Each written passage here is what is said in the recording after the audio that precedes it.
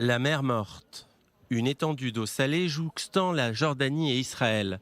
Un lac situé à plus de 400 mètres en dessous du niveau de la mer. Le point le plus bas de notre planète. Une salinité si haute que l'on y flotte. Sans oublier sa boue aux 1001 minéraux qui fait le bonheur des spas environnants. Autour, les oasis et sites historiques ornementent les dunes désertiques. Aujourd'hui, la température extérieure dépasse les 40 degrés. Celle de l'eau avoisine les 38 degrés. Ces plongeurs s'apprêtent à explorer les fonds marins. Ce qui est d'habitude formellement prohibé, sous peine de se blesser les yeux en raison de la très forte teneur en sel. Malgré son potentiel, cette région souffrait d'un manque de développement et semblait à l'abandon il y a encore quelques années. Un panorama parfois désolé, une merveille du monde qui, au lieu de devenir un centre touristique international, semblait voué à la disparition. Les lieux touristiques fermés les uns après les autres, les infrastructures et les routes périclitées. Mais le miracle économique s'est produit et un programme de réhabilitation nationale a vu le jour, de plusieurs centaines de millions d'euros. Les investisseurs sont revenus. De nouveaux lieux de villégiature ont éclos. Hôtels, bords de mer réaménagés et les baignades demeurent toujours gratuites. Pour la première fois depuis 20 ans, un nouvel hôtel a ouvert cette année, le Milos.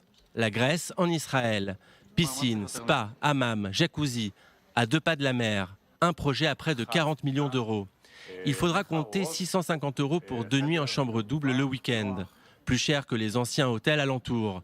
600 € pour le Hod Yamamelach, contre moins de 500 € au Crown Plaza et 400 € au Israël.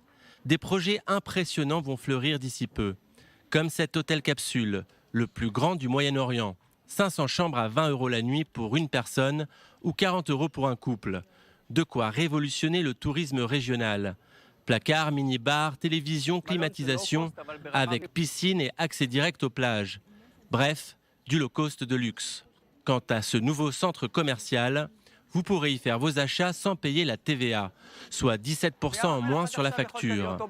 Mais le plus beau reste à venir, la vallée de la mer Morte. 130 millions d'euros pour un projet qui va vraiment changer la donne, avec la construction de promenades, de cafés, de restaurants, de concepts et aussi d'un hôtel Bereshit, petit frère de celui de Mitzpe Ramon, du très haut de gamme. Le nombre de touristes est passé de 200 000 personnes en 2002 à 2 millions en 2008. Alors les investisseurs et l'État avaient tout intérêt à ressusciter la mer Morte et enterrer l'adage selon lequel Tel Aviv est une ville sans pause et la mer Morte, une pause sans ville.